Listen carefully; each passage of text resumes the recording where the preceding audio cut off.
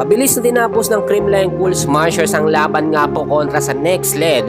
Bale, ito yung pangalawang laban nila ngayong January mga kaibigan 2025. So far nakita naman natin starting 6 lineup ng CCS pang malakasan mga kaibigan. Pero wala si Gemma Galanza dito nga po sa starting 6. Pero available naman si Bede Leon, Tots Carlos at ito pong si Alaysa Valdez. Pero syempre, Bernadette Pons at Pangs Panaga talagang maaasahan sa starting 6 lineup. So dito tayo sa set 1. Tignan natin mabuti. Ang ganda ng ginawa ng Creamline dito. Maintain po mga kaibigan yung chemistry ng CCS player. Kaya naman ang laki ng tambak ng Next LED mga kaibigan sa set 1. Yung final score sa set 1, 25-12 po, no? Ang laki ng kalamangan.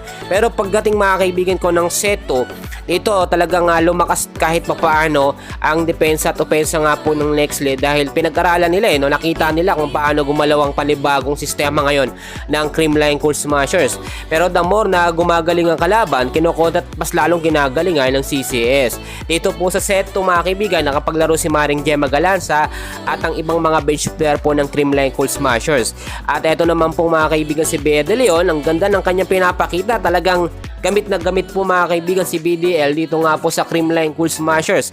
Unlike before, sa Chocomucho Flying Titans ay nasa bench lamang siya kahit kapitana siya mga kaibigan. Talagang nakita naman natin basta ginamit ang isang player ng CCS ay nailalabas nito ang tunay or full potential niya po mga kaibigan. Kaya naman mga kaibigan ko sa set 2, dito talaga muntikan pang makahabol ang Next LED. Nagtapos yung score 25-21, lamang ng 4 points sa CCS mga kaibigan. Kaya hindi pa rin nila binagbigyan. Pero pagdating ng set 3, napansin natin mga kaibigan, medyo talagang chill-chill na dito ang CCS.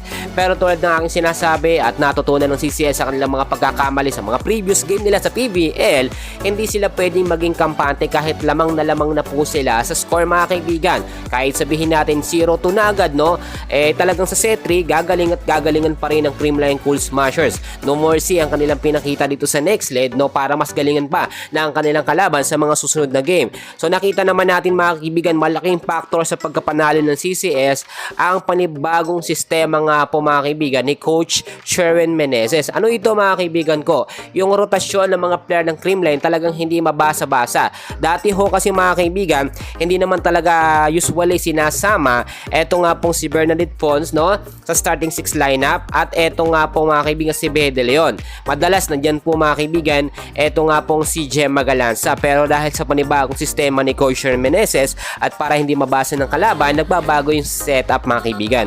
So yun muna update natin, and pakiusap, huwag kakalimutan mag-like and subscribe. Maraming salamat.